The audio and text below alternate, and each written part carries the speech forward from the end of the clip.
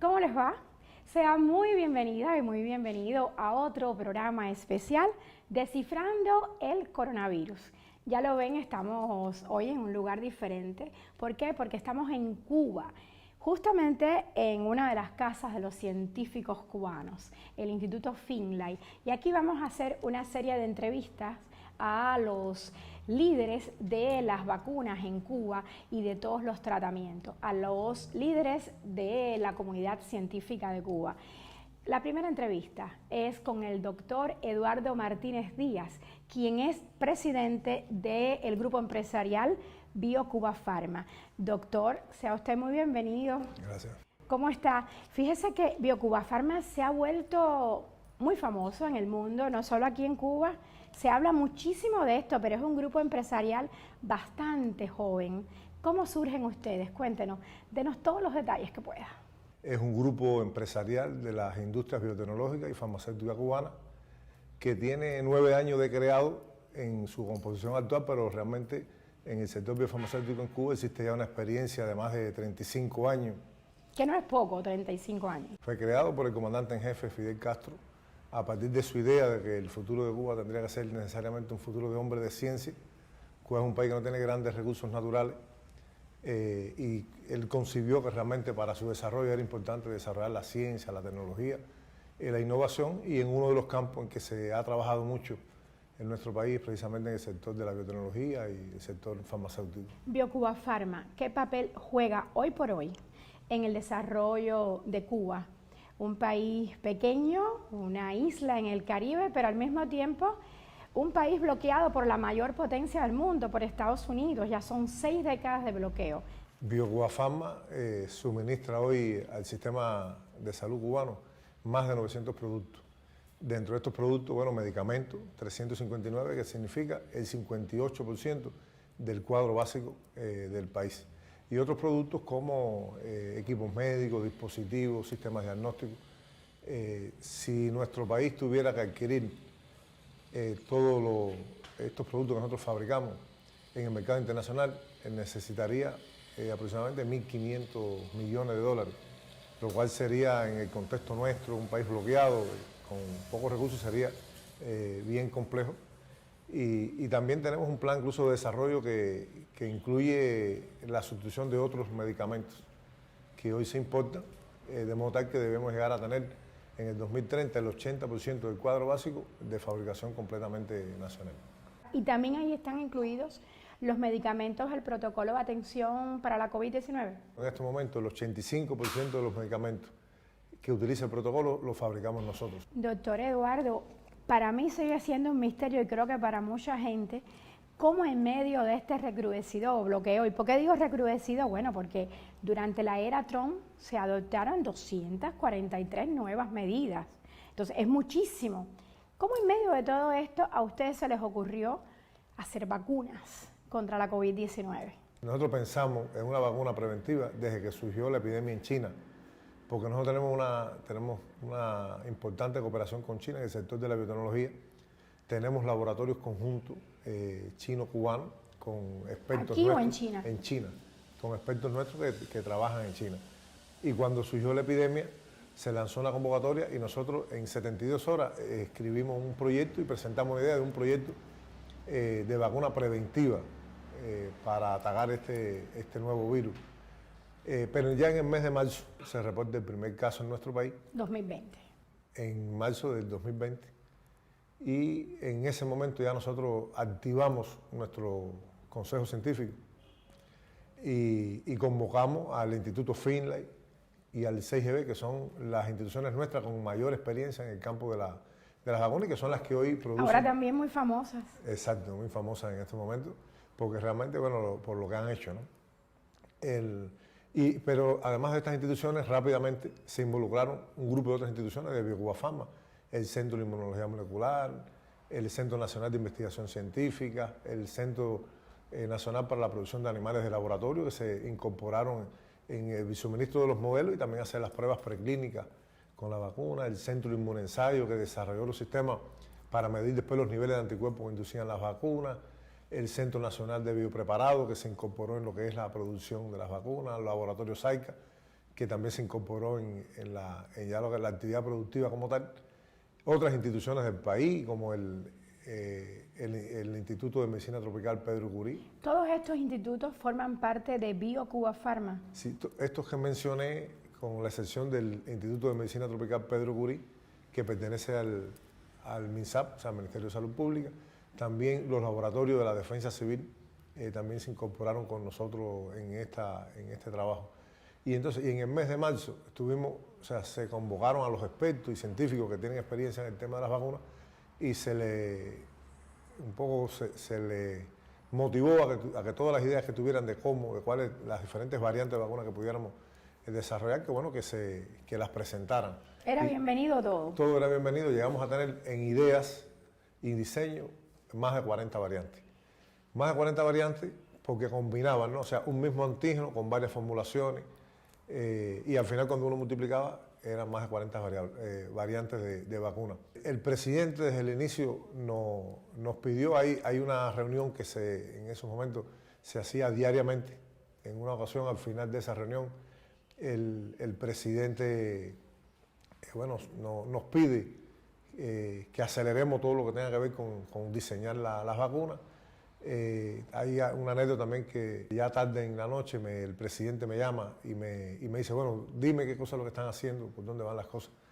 Y me pregunta que en qué tiempo pensamos que podíamos tener un candidato vacunal para empezar a evaluarlo ya en humanos.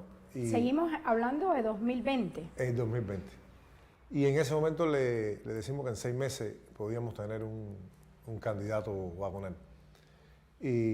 Y bueno, al día siguiente yo convoco a los directores del Instituto FINLA y del 6GB junto con los expertos y un grupo de científicos.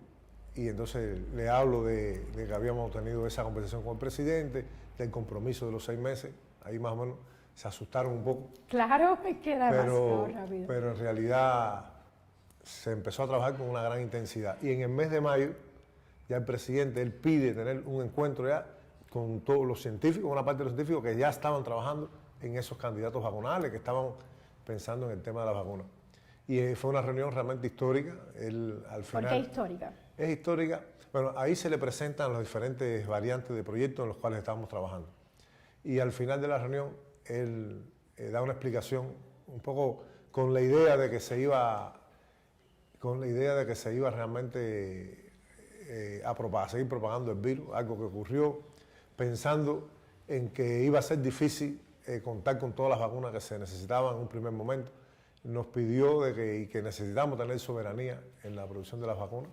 ¿Qué significa, doctor Eduardo, tener soberanía en el tema de las vacunas? El presidente pensaba que iba a ser muy difícil, como ha ocurrido, llegar a tener en un periodo corto de tiempo todas las vacunas que necesitamos para inmunizar a nuestra población.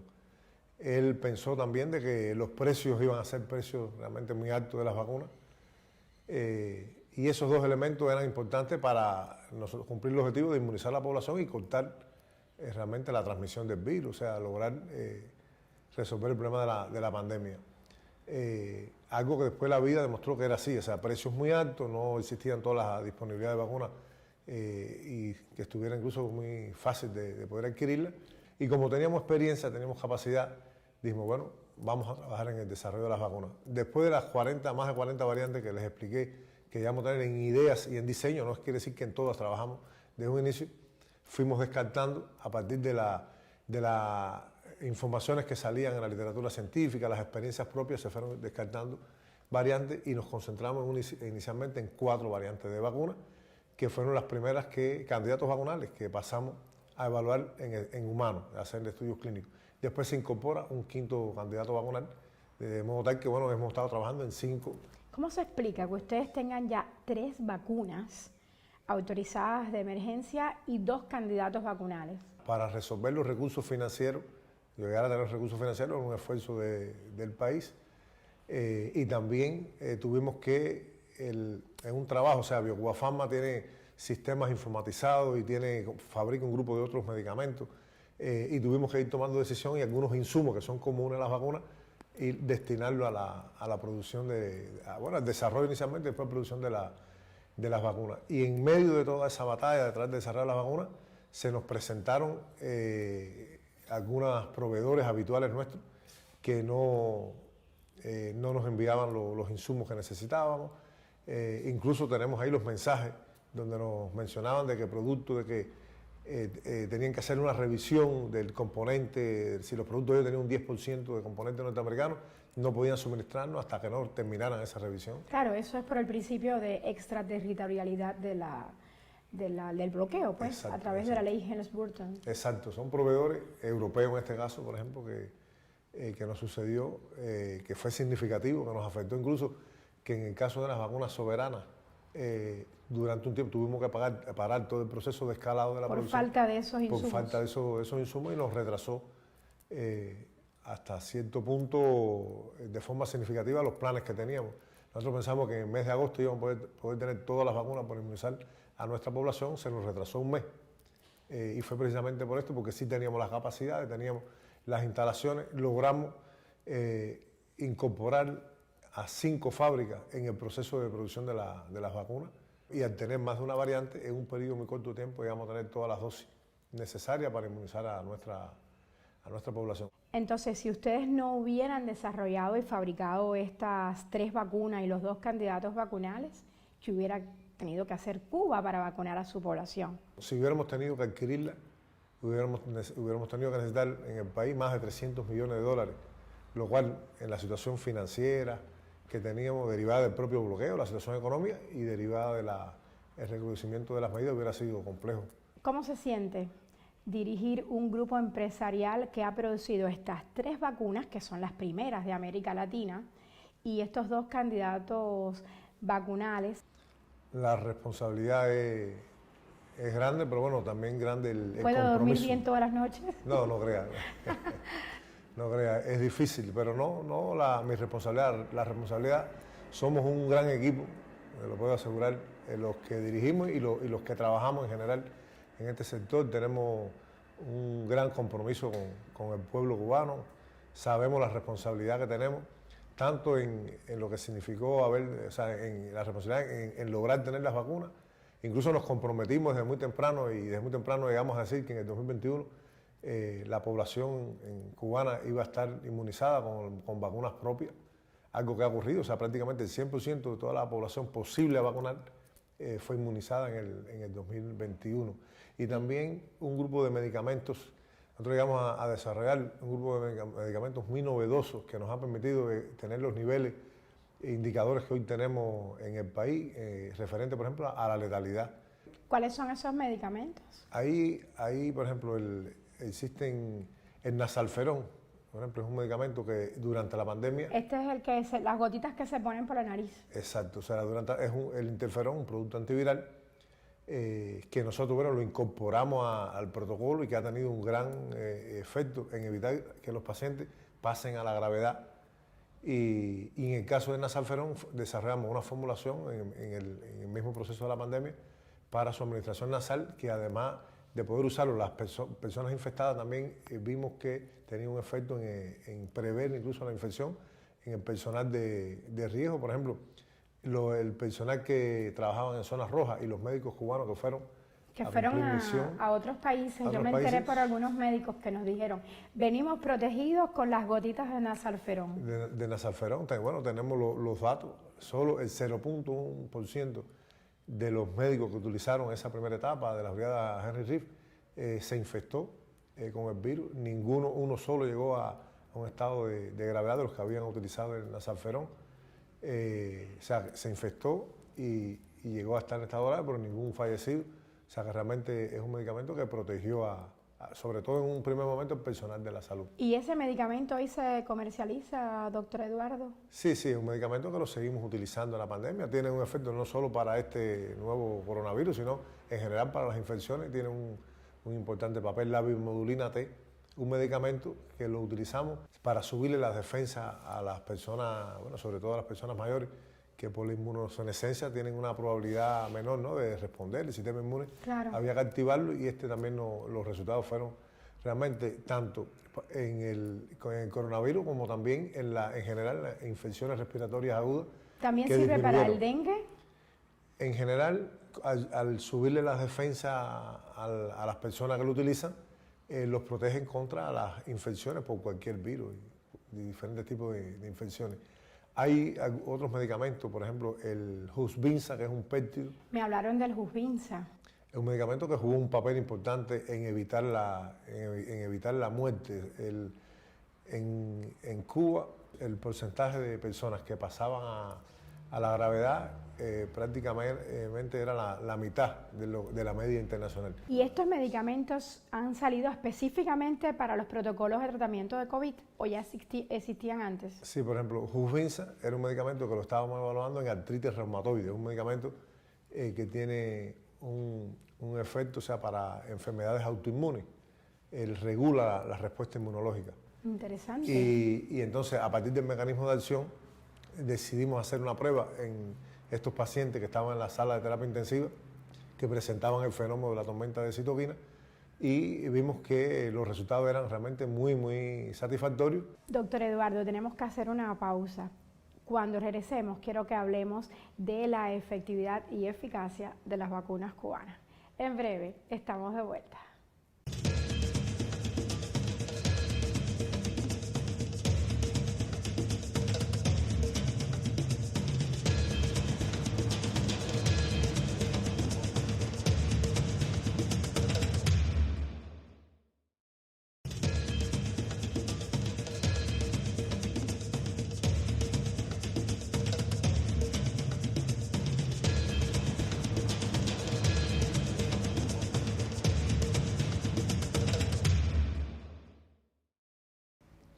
Regresamos, estamos conversando con el doctor Eduardo Martínez Díaz, quien es el presidente del grupo empresarial BioCubaPharma. Antes de irnos a la pausa, doctor Eduardo, le preguntaba, ¿cómo ha sido la efectividad de las vacunas cubanas para concentrarnos ahí? Porque tengo entendido que empezaron la vacunación ya bastante fuerte, de manera intensa, justo cuando la curva iba hacia arriba.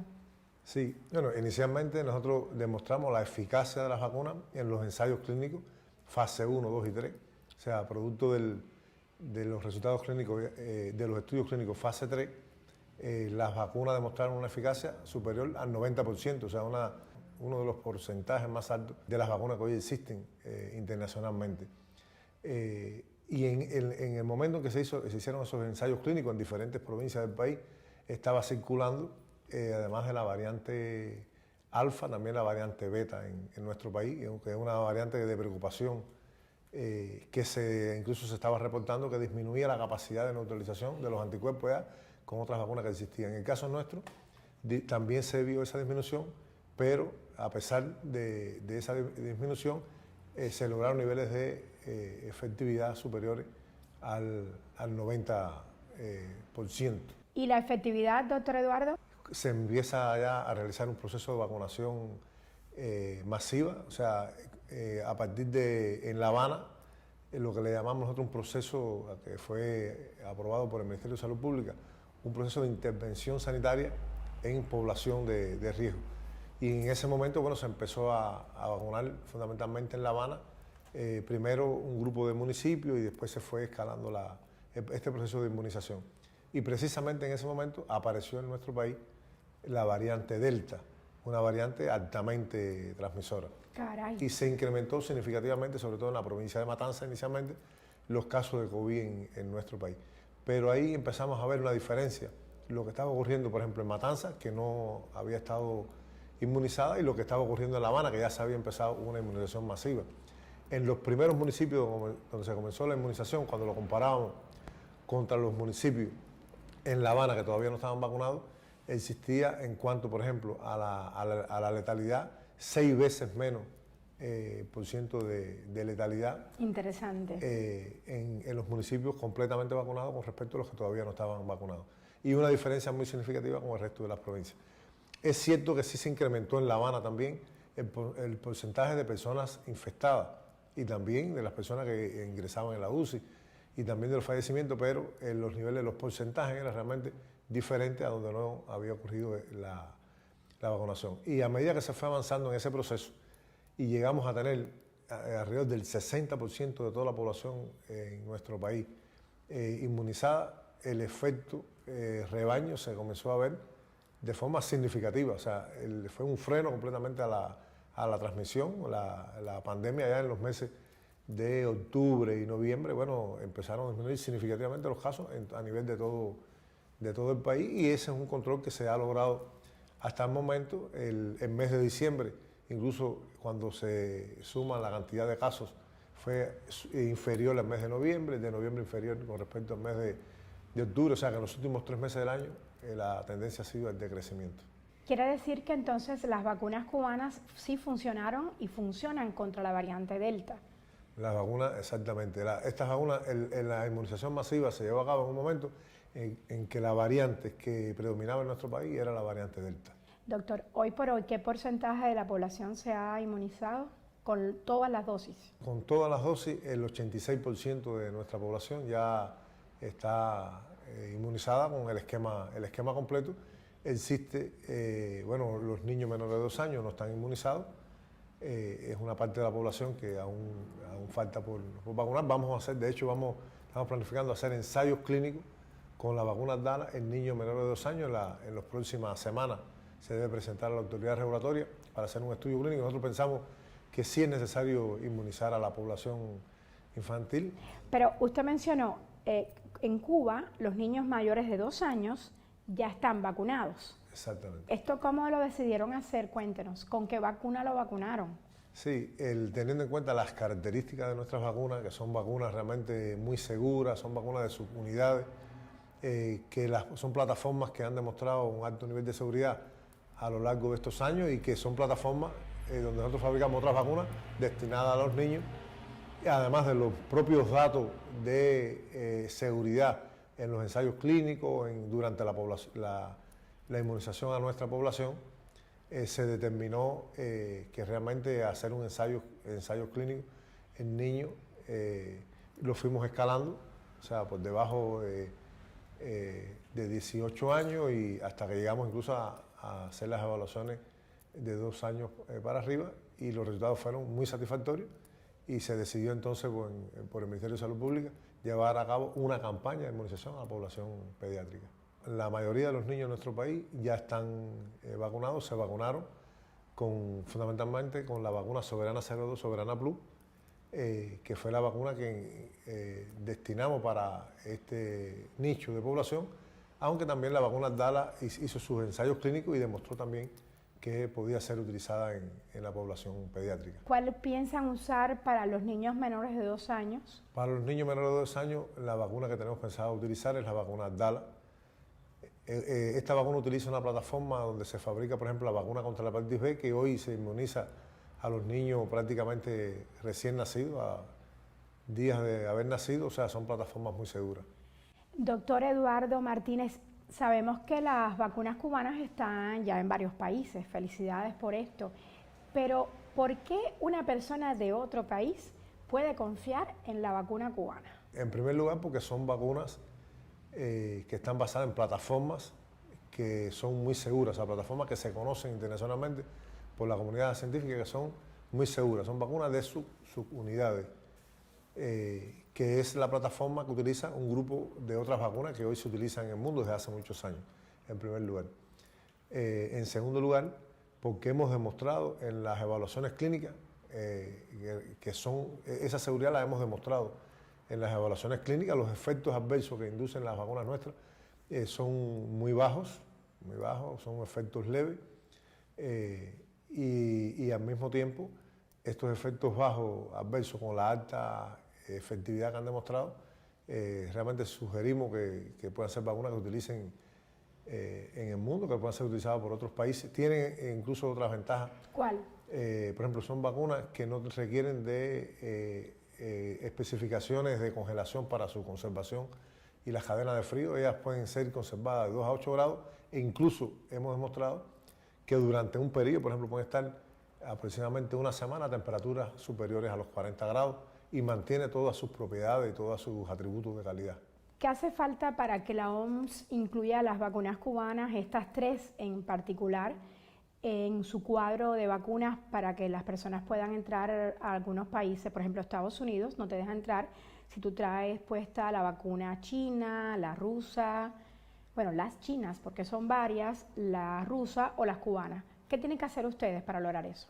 Hay un proceso que le llaman un proceso de autorizo de uso de emergencia, que la OMS, después de una evaluación, ellos otorgan ese autorizo de uso de emergencia. Pero ahí yo quisiera aclarar algo que a veces se confunde, ¿no? Una vez que una autoridad nacional otorgue ese autorizo, se puede usar. Y si lo autoriza otra autoridad, como por ejemplo la mexicana recientemente, es COFEPRIS. COFEPRIS, es posible que el país tome la decisión de utilizarla. O sea, no es un requerimiento realmente. El requerimiento es que cada país que tiene su autoridad tenga o sea, le dé ese permiso para poder ser utilizada. Pero este proceso, por ejemplo, Cuba tiene varias vacunas que han sido precalificadas por la Organización Mundial de la Salud. Esta precalificación le permite suministrarle vacunas a las agencias de Naciones Unidas que llevan a cabo programas de inmunización. Como COVAX. Exacto. Entonces, bueno, nosotros desde el principio hemos mantenido un nivel de intercambio con la representación de OMS en Cuba. Lo hemos estado informando de los avances de las vacunas, incluso le hemos mostrado los resultados.